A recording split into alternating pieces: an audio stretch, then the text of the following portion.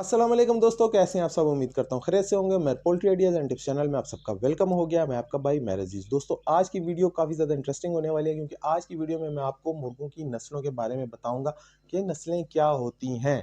तो आज की वीडियो को शुरू करने से पहले आप सबसे हमेशा की तरह मेरी रिक्वेस्ट है, अगर आप लोग चैनल पर नए हैं तो पहले जाके चैनल को सब्सक्राइब कर लें, साथ में बेल के आइकन को प्रेस करें ताकि मेरी हर आने वाली ऐसी मालूमाती वीडियो का नोटिफिकेशन आपको सबसे पहले मिलता रहे। तो दोस्तों, आज हम बात करेंगे नस्लों के ऊपर।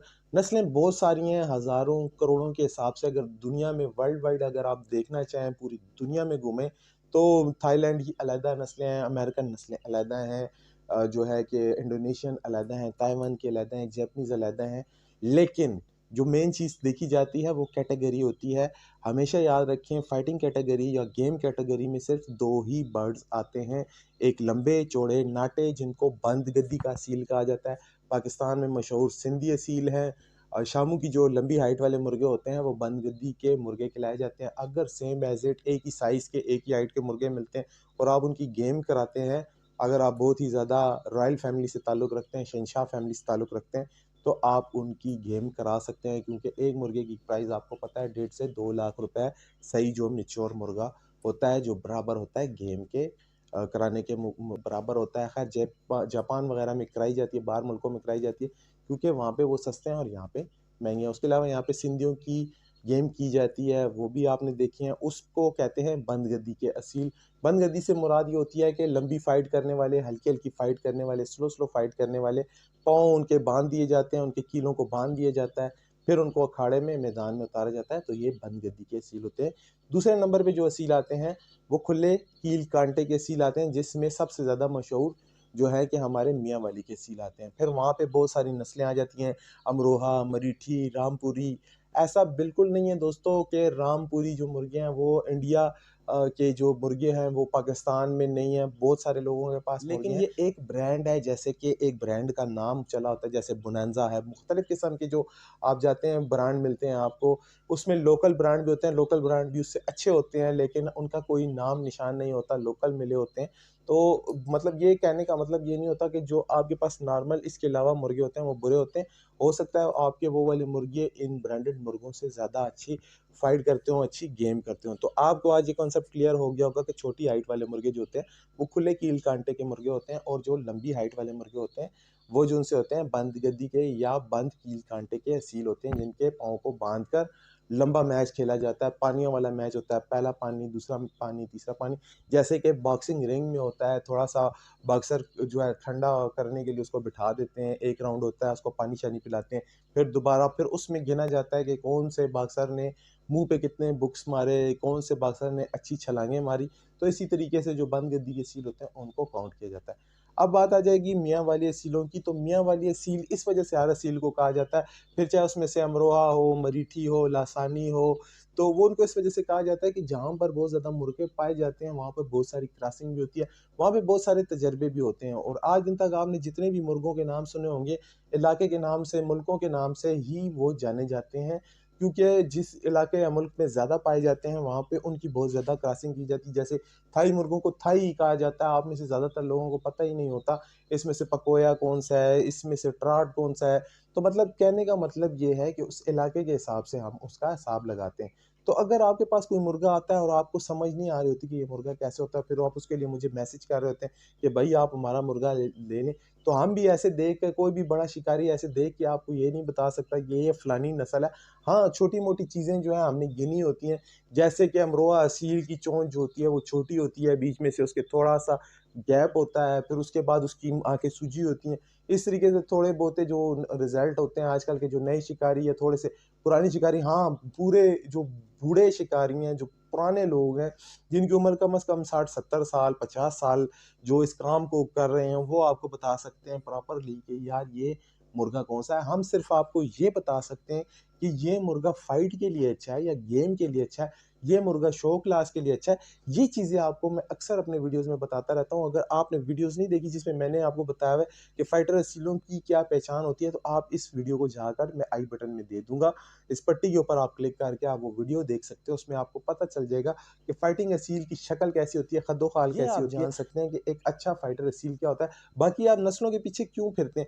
अब अक्सर लोगों ने मुर्गे पकड़े होते हैं, लाल मुर्गे भी पकड़े होते हैं, सफ़ेद भी पकड़े होते हैं, कहा जी पूछो तो वो कहते हैं जी ये लासानी है। लासानी का मतलब भी लोगों को नहीं पता। लासानी का मतलब होता है जिसका कोई सानी नहीं होता। खूबसूरती में भी बहुत ज़्यादा होता है, उसके अलावा फाइट में भी उसके सामने कोई टिकता नहीं है, इस वजह से उसको लासानी कहा जाता है और ये मियाँ वाली की जान समझे जाने वाले असील है और ये हर बंदे के पास मौजूद नहीं है। हाँ, मिक्सिंग में बहुत ज़्यादा लोगों के पास मौजूद है। सिंपल निशानियाँ इनकी ये होती हैं कि ऊपर से ब्लैक होता है, तो जब इसके परों को ऐसे उठाते हैं तो पर नीचे से व्हाइट होते हैं। जैसे कि बिल्कुल ही सफ़ेद दूध वाला कलर होता है और उसके ऊपर ब्लैक कलर का जो है मुश्क कलर होता है और जब धूप में उसको निकालते हैं तो उसके अंदर से मोर की तरह मुख्तलिफ किस्म के रंग आपको नज़र आएँगे, तो ये लासानी असीलों की पहचान होती है। इसी तरीके से अगर आपके पास कोई भी मुर्गा है तो वो दुनिया का सबसे बेहतरीन मुर्गा है क्योंकि वो आपके पास अपना मुर्गा है। उसके अलावा आप होते कौन हैं या मैं होता कौन हूँ कि आपके मुर्गे को देख के कहूँ कि यार भई ये कूड़ा ले लिया, ये गंद ले लिया। इसको अल्लाह ने बनाया, अल्लाह ने जिस चीज़ को भी बनाया उसको कभी भी गलत नहीं कहा जाता। अक्सर लोग कहते हैं यार इसकी आँख लाल है, इसकी आँख पीली। तो जो आप इम्पोर्टेड मुर्गे लेके आते हैं उनकी भी तो आँखें लाल-पीली होती हैं ना। तो वो भी आप लड़ा रहे होते हैं और वो कितना अच्छा मैदानों में लड़ रहे होते हैं। तो ऐसा बिल्कुल भी ना आप किया करें, दूसरे के मुर्गों को बुरा मत कहा करें। और ये मैंने एक बहुत अजीब-सी चीज़ देखी है, जिस बंदे के पास दुनिया में आप मुर्गा देख लो, वो कहता है मेरा ही मुर्गा अच्छा है, बाकी पूरी दुनिया के मुर्गे गलत हैं। तो ऐसी बात बिल्कुल गलत है, ऐसा बिल्कुल नहीं होता। हर किसी के पास अपने-अपने मुर्गे होते हैं, हर एक के पास अपनी-अपनी ब्रीड होती है। बात होती है उनकी अच्छी ट्रेनिंग के ऊपर, उनकी अच्छी खुराक के ऊपर, आपने उसको कितनी अच्छी ट्रेनिंग दिया, आपने उसको कितना अच्छा तैयार किया, इसके ऊपर बात होती है। नस्लें भी अक्सर रह जाती हैं, अगर एक झटका लगता है तो अगर नीली आँख वाला या सफ़ेद आँख वाला मुर्गा उसमें फड़क जाता है तो क्या फ़ायदा ऐसी नीली और पीली आँख का या ऐसे लासानी का या ऐसे कि वो अगले किसी मुर्गे के सामने 1 सेकंड भी ना टिक सके। तो ऐसे लासानी का इसका क्या फ़ायदा? तो कहने का मतलब ये है कि ये सिर्फ़ एक कैटेगरी बनाई गई है मियाँ वाली असीलों की, इसमें मुख्तलिफ़ किस्म की नस्लें होती जिसमें मुख्तलिफ़ किस्म की नस्लें होती हैं जिनको मतलब कि टेस्ट किया जाता है, काफ़ी अरसे तक उनको लड़ाया जाता है, तो फिर वो किसी के खुडे में मौजूद होती हैं, तो वो भी मुर्गे काफ़ी ज़्यादा महँगे होते हैं। वो मुर्गे आपको ऐसे बाज़ारों में या मंडियों में 2 या 3 हज़ार रुपए के नहीं मिलते, वो ख़ास खुडों से ही आपको मिलते हैं। तो अगर आपने अच्छा शौक करना है तो फिर आपने लाज़मी ब्रांडेड मुर्गे लेने हैं, ब्रांडेड मुर्गियाँ लेनी है, फिर आपने उससे अच्छी नस्ल चलानी है। तो इंशाल्लाह इसी तरीके से फिर आपका आपके इलाके में नाम बनेगा। मुर्गों में सिर्फ़ बहुत कम मुर्गे हैं जो किसी इंसान के नाम से मंसूब हों, बाकी तकरीबन तमाम मुर्गे ही किसी न किसी इलाके के या किसी न किसी मुल्क के नाम से मंसूब होते हैं। जैसे कि सिंधी मुर्गे सिंध से सूबा सिंध से मंसूब किए जाते हैं, उसमें भी बहुत सारी नस्लें हैं, जगीरी नस्ल है, बहुत सारी हज़ारों हाँ नस्लें हैं। तो कैटेगरी सबसे पहले पूछते यही हैं कि खुले कील काँटे के हैं या बंद कील काँटे के हैं, ठीक है?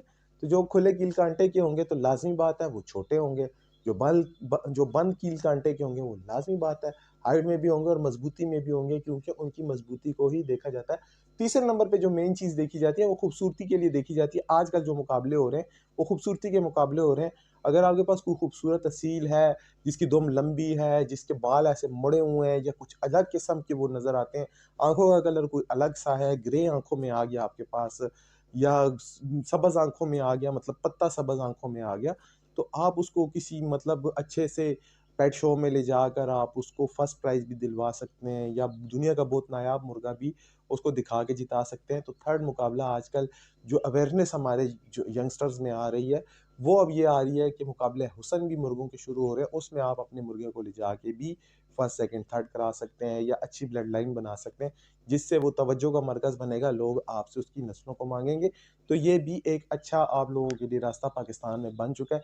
बाहर मुल्कों में ख़ैर ये चलता रहता था, लोग ये करते रहते थे, उसमें मुख्तलिफ़ मुर्गियाँ, मुर्गे वो लाकर जो है कि शो कराते थे और लोग वहाँ से खरीदते हैं। ये शामू वग़ैरह भी बाहर मुल्कों के जो पेट शो हैं, उनसे ही चल कर आया है क्योंकि यहाँ से लोग जब जाते थे पेट शो देखने, तो वहाँ पे उन्होंने नस्लों को देखा, एस्ट्रोलॉब को देखा, आर-आई-आर को देखा, तो परचेज़ करके पाकिस्तान में लाए जिसके बाद काफ़ी अच्छा स्कोप बना, लोगों ने रखा, लोगों ने पाला और आज भी अच्छे रेट्स में ही दुनिया में बिक रहे हैं और हमारे पाकिस्तान में भी बिक रहे हैं। तो ये भी एक वाज़ह तरीक़ाकार होता है। तो बाकी दोस्तों, आप लोग अपने मुर्गों में ये स्पेशल चीज़ें देख लिया करें कि इसमें लड़ाई करने की मेन चीज़ें क्या है।